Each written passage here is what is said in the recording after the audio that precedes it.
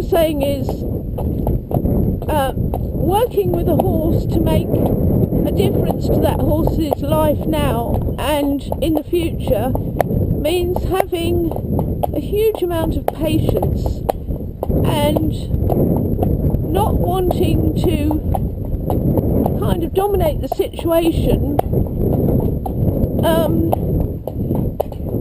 by making the horse do what you want to do. You know, when riders really kind of say, you will do this, you'll do it right now, well, there's a time and a place for that, of course. You know, I mean, you do ride them. I mean, I ride them, and I'm quite a firm rider and a very positive rider, but I can say to Jupiter, you will do this and we'll do it this way, and he says, oh, okay, or I'll say to him no, and he'll stop and he'll think, oh, okay, that's not what she wanted, what does she want?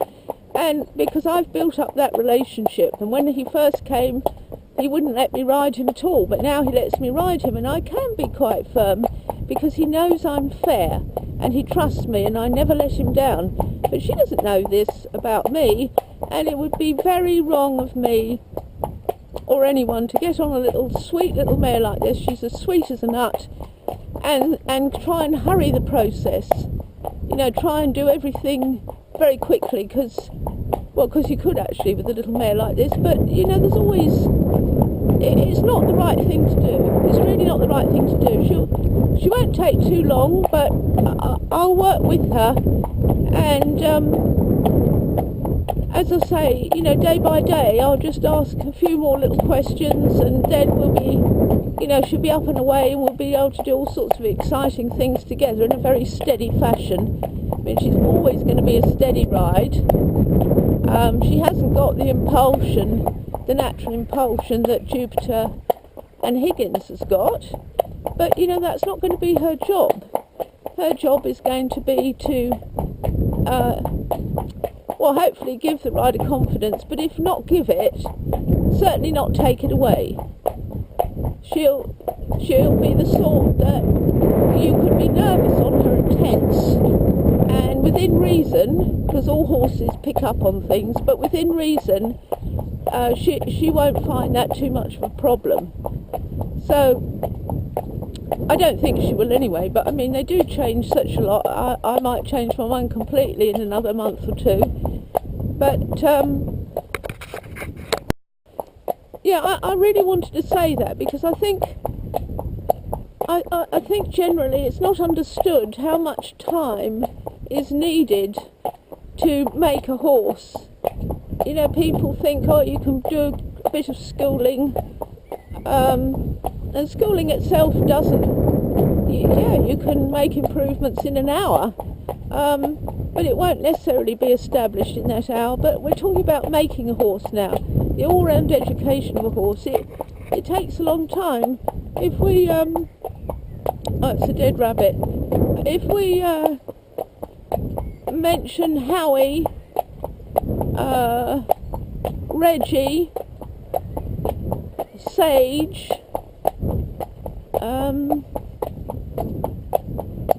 there must be others, but let's just mention those three. They've been on, there's been photos of them recently on Facebook, and those three are three fantastic geldings, really, really lovely horses who I'm sure their owners wouldn't part with.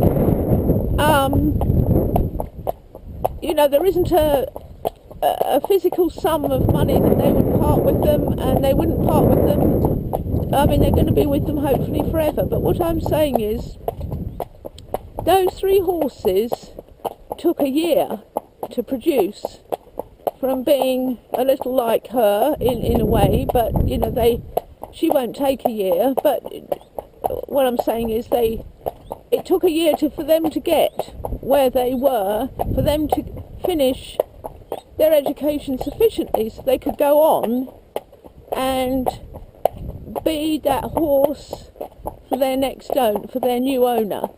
Now, did their owner have bad days? Owners have bad days? I'm sure they did. Did their owners find it all a bit challenging in the first few months? I'm sure they did. But the thing is, those horses had a level of education sufficient to allow that partnership some chance of success. Now, a year is a huge amount of time, and who invests a year in a young Irish horse? Well, not very many people. I can't think of anybody except me. And why do I do that? Well, because I do it for the horses, because they have a great future when everything's put in place sufficiently for them to go and do their job. And once horses know what their job is, they'll go and do it. So it would be very wrong of me to have this sweet little pony and say, well, she's very easy, I can dominate her, I can make her do what I want, and try and do a rush job and paper over the cracks, because I know that underneath it all she's not going to really do anything, because that's the sort of horse she is. She's not really going to do anything. So you can take shortcuts, but I don't believe in that, because I think that you're betraying the horse, you know, who has a very valuable job. You know, it's got to carry this rider. Did you want a little trot? You can have a little trot if you want. I don't know what you do. You do. Okay. Have a little trot.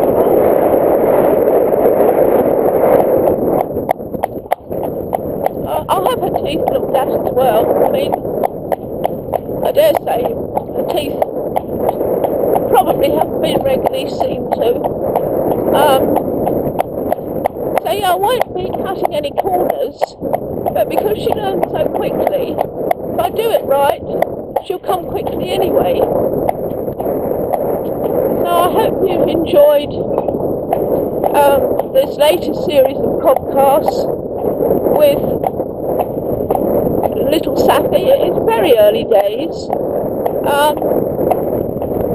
Do I think she's going to make the grade?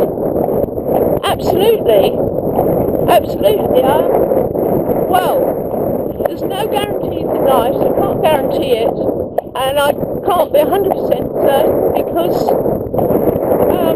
that would be wrong of me. But I'm 99% certain that this is mare will make the grade and be a treasure for someone else.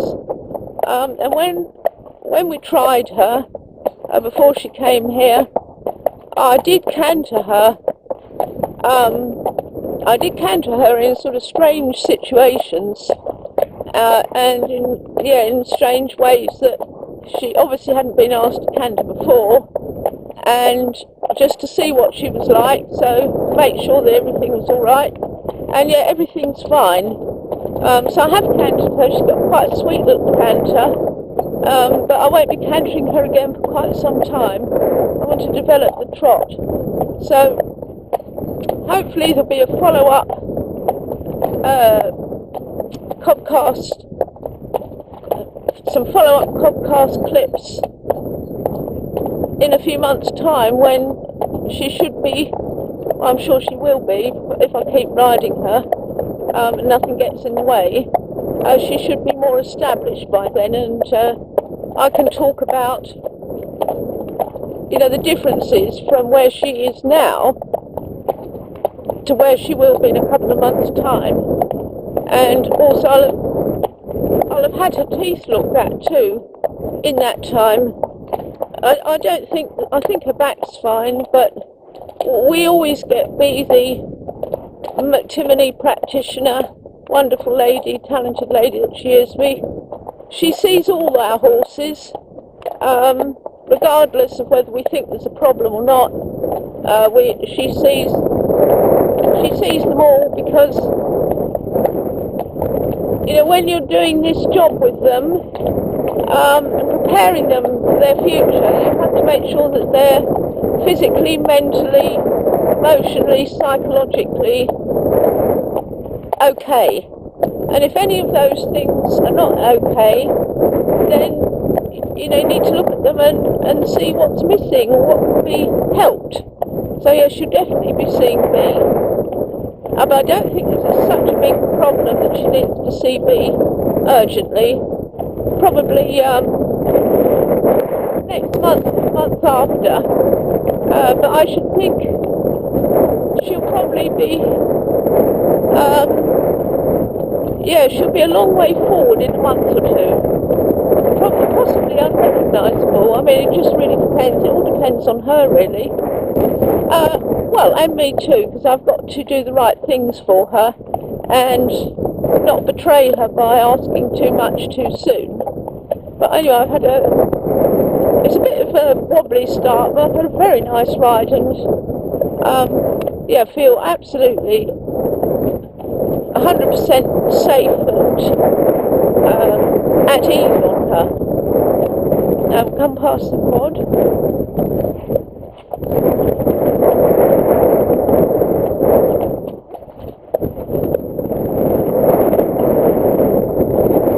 Alright. Spring clean-up.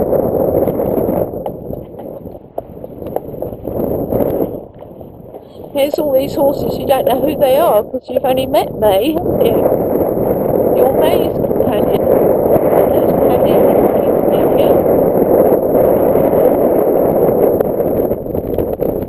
There's Della. And there's Higgy.